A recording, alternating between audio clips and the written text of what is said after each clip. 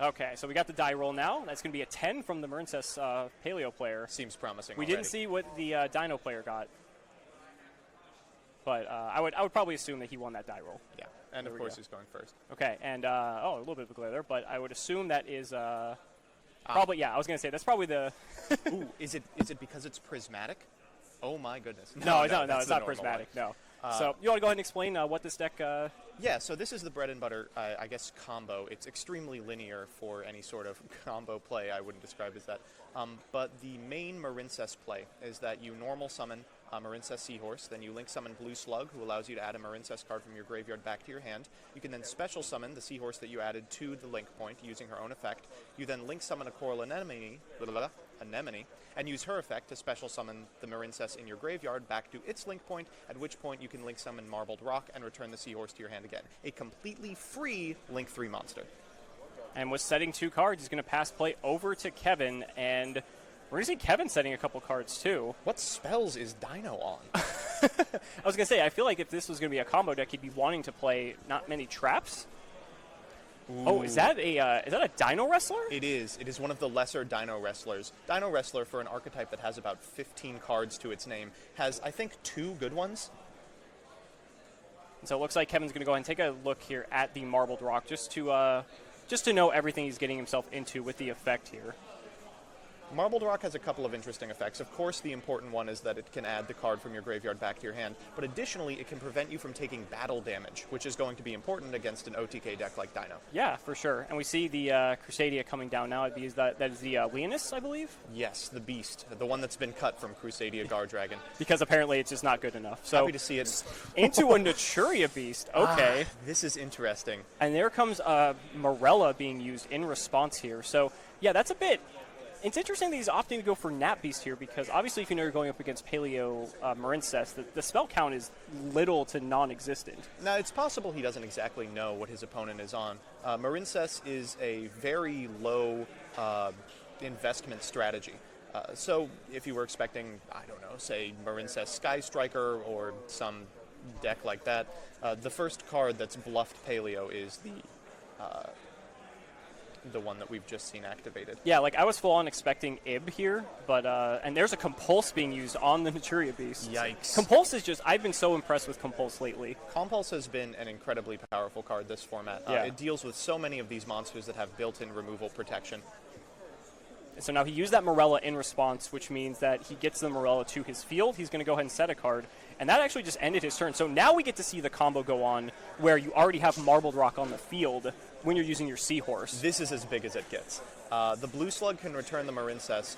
I'm expecting that he used the effect of the Marincess in hand to special to Marbled Rock's zone and still has his normal summon. So there's a crackdown in response. He's going to go ahead and target the Marbled Rock. And that is going to forfeit control over to Kevin. Ooh, and that'll be the turn. Wow, pass. that passed the turn. Okay. So, wow. Apparently he did use his normal summon and therefore can't go off any further. I was going to say, because typically when you have the Marbled Rock, don't you want to special it? Because then you can do the full combo again by just normaling it after you specialed it from the recursion. Exactly. Even from this position, I think it's defensible to do something like go into the second copy of Coral Anemone using the Paleozoic monster, because Coral Anemone does not require Marincesses specifically. Okay, so here comes a giant Rex now, just 2,000 beater. I think we're seeing the battle of the bricks at this point. You know, that does happen sometimes. But I don't know. I mean, the crackdown on the Marbled Rock is pretty strong, but would you still, like, favor... No, neither player's really, like, taken hold of this match for sure. I mean, no. It's still very early on, to say the least. This is an exceptionally fair game of YuGiOh we're seeing play. Yeah. At the same time, though, if you're going into Battle of the Beatdown, I would say Dinosaurs probably have the much better. There's another Seahorse, though. And here we go again. This is just why this engine is so strong. He's going to actually go for a Link 2 play, though.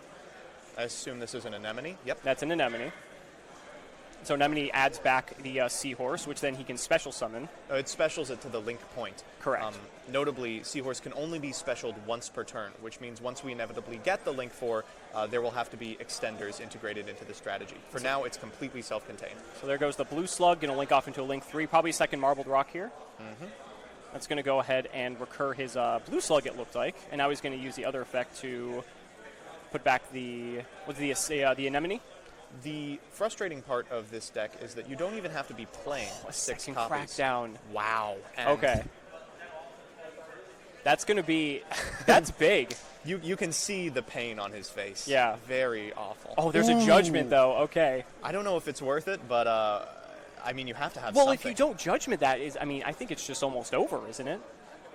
Because we're going to see an attack here, so that's going to be Marbled Rock is on 25, I believe, correct? That's correct. Yeah, so he is going to take 500 damage from that exchange. I was going to say, though, if he didn't judgment that Crackdown, I mean, is the game just over? Because that would be 5,000 from the 2 Marbled Rocks. Giant Rex can't attack directly, but I feel like this deck should be very capable of getting out 3,000 damage on the board. Well, creatures that have been Crackdown can't attack. Oh, you're right. Never mind. So it's not Change of Heart as much as I wish it was.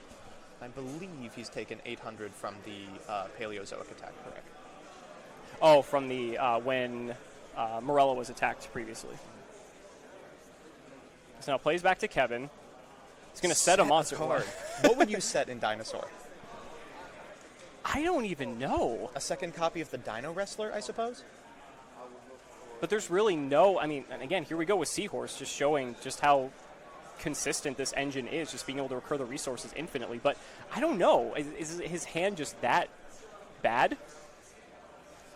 This is interesting. So he'll ram into his own copy of Marbled Rock and then use the effect of Marbled Rock to send the Seahorse to graveyard, so his Marbled Rock is protected from battle. Oh, okay. That's smart, though. It is. Good way to clear the board. It is a way to beat the Crackdown monster. And so the Leonis is going to sit there. Apparently the Blue Psyche has 1,000? It has 1,500. Oh, 1,500. Okay. I do not know Leonis' defense off the top of my head. Oh, I don't either. I assume it's 16. Chat, can you please fill in for our lack of game knowledge? And Kevin just setting another card here, and I believe he's just passing back the turn. I will say, in a scenario where both decks are bricking, I really like to be on the version that off of a single card can make a Link 3 repeatedly. Right, especially because you're recurring that engine starter every single turn regardless. So here comes the Coral Anemone once again. He's going to go ahead and special that Seahorse back. And Jaden just playing the slow game here, so he's going to attack over that. The Anemone is going to take out Petite Pteranodon. Really no pressure here. Yeah, and I think that's the thing. I think Kevin just has all these combo cards, but he doesn't have like any of the enablers. Someone said 1,600 defense in chat, so that's a 100-point difference. Thanks, friends. All right, so we're going to see a banish here. Ultimate Conductor Tyranno? Oh, okay. And now we have a problem. And now Giant Rex will get to special summon itself because it was banished. So how can the Marincess Paleo player, deal with... Well, that's one way. Well, that's one way, yeah. So we saw the Ogre taking out the Ultimate Conductor Tyranno that was actually being used to pop the Baby Ceratosaurus that was in Kevin's hand. And there's an Ash as well. I was going to say, despite the fact that this monster was just removed from the board, I don't think it's too bad for the Crusadia Dino player until I see the Ash Blossom. Wow. So Giant Rex is going to go ahead and attack over the Anemone. What's Anemone? Is Anemone 15 as well? Oh, goodness. Don't worry, he's not taking damage. Yes, because he used the effect of Marble Rock to make sure that he doesn't take any... Does it protect them complete from battle, too, or just damage, period? Both. Both, okay. So he is going to maintain his board here. Jaden Ziegler, thank you for preserving our mental health. Anemone is 2K. Okay, thank you for that in the chat. So at this point, again, I think Kevin might be out of gas, because I don't think he has any cards in his hand by the look of it now. Giant Rex is only 2,000, which Marbled Rock can easily take out, so that's going to be 500 right there. And then 2K from the Anemone. And then an additional 15 from the Seahorse. Right, so that puts him on 35. Jaden did also use Judgment, so Jaden is actually on at least half that life total. He sets a card and passes. And Kevin might just do the same here. Yeah, this is definitely favoring Jaden for sure. And setting a couple cards and passing isn't great when you're facing down something like this. There's third Crackdown. Well, does he have another Judgment? Is he going to let it resolve? No, he's going to use his Paleo in response, though. Okay, so he's going to... is that Lost Wind? That is Lost Wind. That is, so that will have the attack of the Marbled Rock. And importantly, knowing this card in the deck is going to matter for sure. So that's going to be future games with Morellis. 750 on that exchange. And then...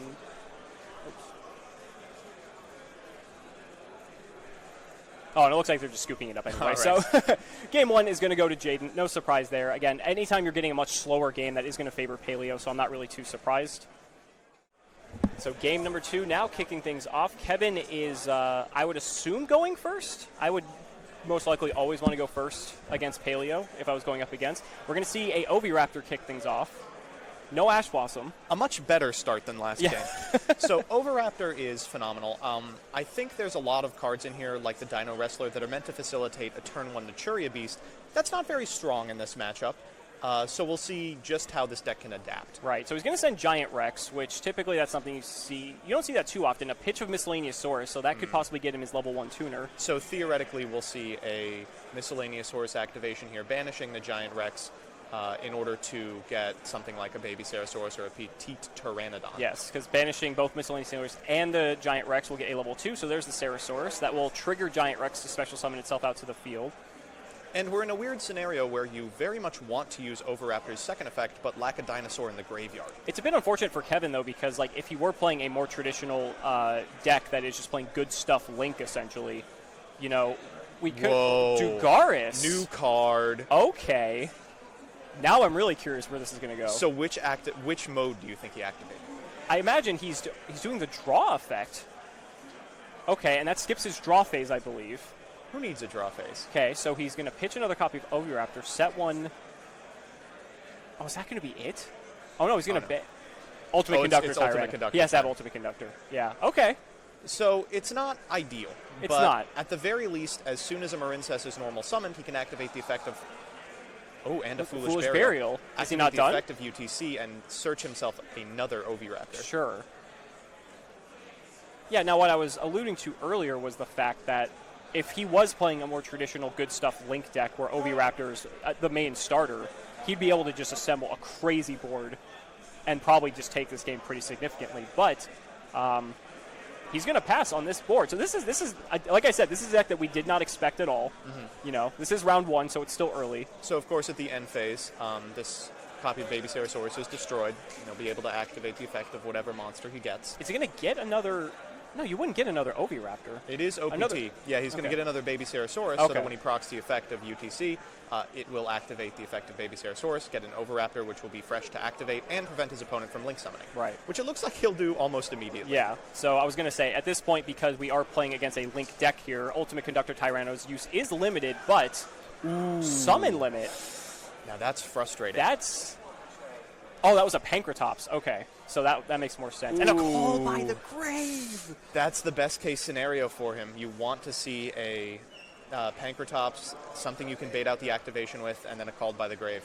Now, the nice thing is that because Jaden is playing Paleo and not, you know, any other type of combo deck or anything, summon limit's something he can work with. Yeah. You know, he can play a slow game. He doesn't need to summon a million times. Although the Marincess obviously summoned multiple times. It will likely prevent a Totally Awesome from making it onto the board until something like Summon Limit is removed from the field, or we see an end-step activation of a trap to special summon a Paleo. But that's not the worst thing in the world. No, and there's plenty of traps that he could be doing things with. So Kevin's turn now. He doesn't get to draw because of Dugaris' effect. And so it looks like he is... prompting some sort of response. Okay, so Miscellaneousaurus is being used, banishing the Giant Rex. So it looks like we're going to see another summon of a dinosaur here. So possibly another Baby Ceratosaurus or a Petite Pteranodon. What's interesting is, and I hope that this was on purpose and not just because the set card is a Swap Frog, or a Dupe Frog, I mean. What's interesting is the effect of Ultimate Conductor Tyranno isn't able to be activated, if I'm correct, because all the monsters are already face down. Is that how it works? I think. Is it? Not a judge, by the way. Well, you have the judge sitting right next to them there, so good. if that does come up, we'll know. Giant Rex will special summon itself out back to the field since it was banished. So that's 2 summons, and we are now finished with Summon Limit. Right. So now at this point, Giant Rex could attack, because Rex can't attack directly, but you do have to worry about stuff like Dupe Frog that has 2,000 defense. So, but he is going to go for that, and there is the Dupe Frog. Dupe Frog. Now, did he use the effect to send it to the graveyard and take the 1,000 damage, or was it just destroyed by battle? Oh, I assume the effect was used. I would assume. Does that still trigger the swap? Or the dupe, excuse me. Because dupe is just when it's sent to the graveyard. Dupe does miss timing on almost everything. Well, I'd have to check the text on... I would have to check the text for Ultimate Conductor Tyranno, because if it's a then it could miss timing. I see what you mean. Because it depends on how it's worded. So it's and if you do, says Twitch chat. And if you simultaneous, do. So it's simultaneous, therefore it won't miss so timing. it won't miss timing. Okay. Therefore, I can safely say that he probably lost 1,000 life points. Probably, yeah. And then most likely took an attack from YuGiOh as well. So now Kevin's still playing out his turn here. We do see the summon limit no longer online. Quickly dispatched by Paleozoic Mystical Space Typhoon. The Olenoides? Dynamicus or Olenoides. Olenoides? Yes, that's the one. Yes, Olenoides is the MST.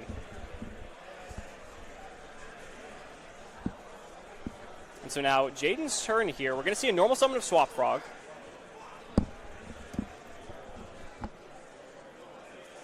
He's going to send another one of his frogs to the graveyard, presumably Rodentonen. Oh, man. And with Swap Frog off the board, we could go any number of places. Yes, so now he banished the Duke for Ooh, summon and of now Rodentonen. we're going to see that this is not a generic monster. Oh, There it is. Coral Anemone. And that will bring the Swap Frog back onto the board. Remember, the special summon is only a water monster. That's so good. It's so strong. So strong. Yeah, like the synergy is amazing. I was originally not a believer in the frog engine. I just figured it was something else for the deck to do, but it really does enable the Marincess plays. So Jaden also dispatched the Ultimate Conductor Tyranno as well. So now he doesn't have to worry about that from possibly thwarting any of his link plays here. He did get another send off the Swap Frog. And now it's likely we're going to see a totally awesome Rodentonen going to come out once again, and here we're going to go and most likely see Toad. There it is. Now that will be one negation. Currently, Kevin doesn't have anything that is really threatening, but it's just going to help slow things down here. So the Oviraptor gets attacked. There's a little bit of glare there, so I'm not sure what that actually was. Something has over 1,800 attack, though. And then the Dugaris gets hit over. Dugaris is on 1,200 attack. So I believe that's 800 if he attacked with the Coral Anemone. And then Toad's probably going to attack Rex. And they're counting banished cards right now. Rex is, what, a 28? Oh, yes, because it does get the attack boost. So we're going to see a Canadia to flip it down. And Miscellaneousaurus will be chained. Well, which it can't be because it has to be in the main phase, doesn't it?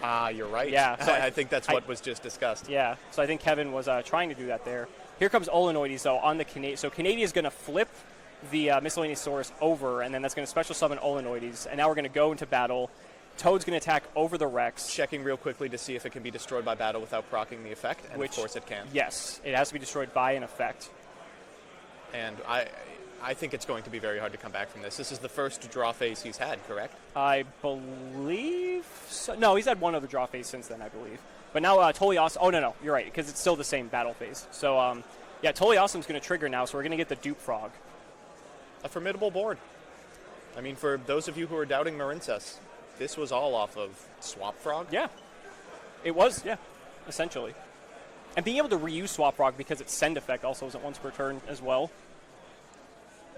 One of the many examples of a card that was benign when printed and then immediately became a problem. That Canadia just stopping any sort of link plays. Any card that just has a Book of Moon-like effect against link decks can be so devastating. So we have a Miscellaneousaurus in hand, correct? Theoretically, we could send it and then banish X number of cards. Maybe make an Xyz, an Exciton Knight. So he's going to summon another Tyranno. Okay. Or that. I mean, he's not out of it yet. However, he does get to summon this Giant Rex, but Totally Awesome is still a problem. Yeah, it's rough. Attacking every individual monster means that it's very possible that he's just able to OTK from this position, provided he doesn't use the effect of... well, because the effect to attack everything doesn't activate. Correct. It's a continuous effect. Right. The effect to send to the graveyard defense position monsters does. Sure. So, let's see here. Looks like they might be determining that Dupe Frog has to be attacked first, or is he tripping off Toad? Oh, did he use the effect? Ooh, that does not sound like a good decision. Oh, no. If he used that, that could be... Oh, and here's the Miscellaneousaurus. Oh, okay. But is that correct, though?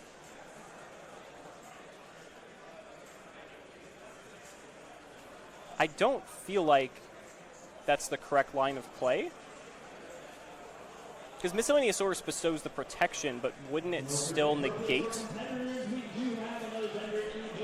Well, if it negates the effect of UTC, I don't think it's that big of a deal.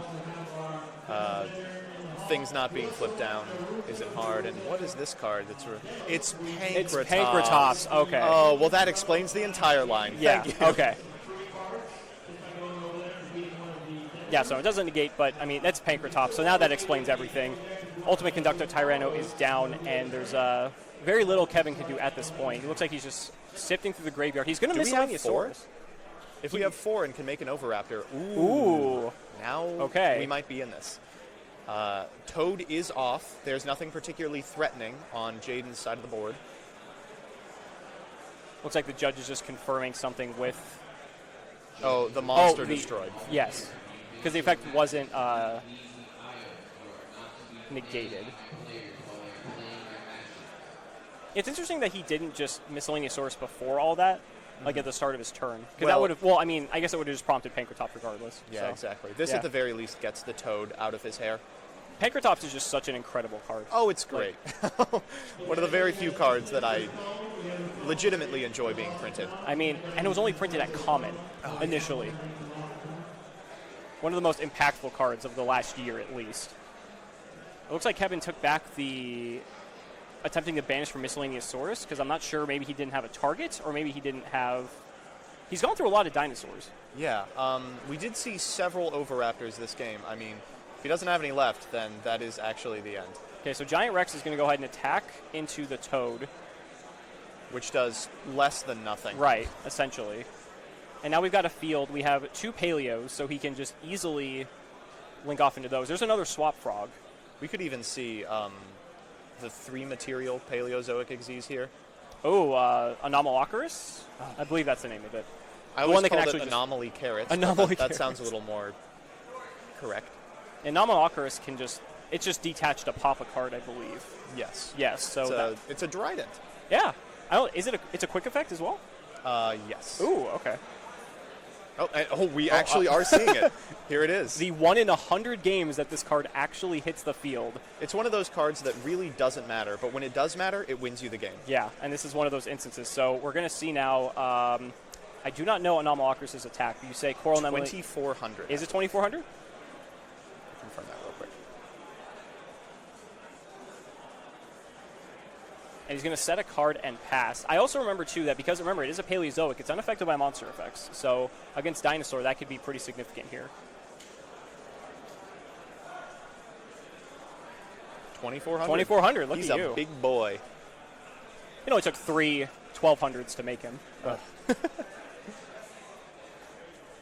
Yep, and that's going to be it. Handshake. Jaden takes it 2-0 pretty convincingly, I would say. I mean, I don't think we were too shocked by that. Yeah, I don't want to, say anything too bold, but I think we can safely say that Marincess is Tier 1, better than almost every other deck in the format, based on this individual game. Yes, absolutely. Anecdotal evidence supports the fact that Marincess Frog... No, we're just kidding. But, no, it's cool to see a deck like this actually come together and actually showcase what it does well. Obviously, the first game could have been better.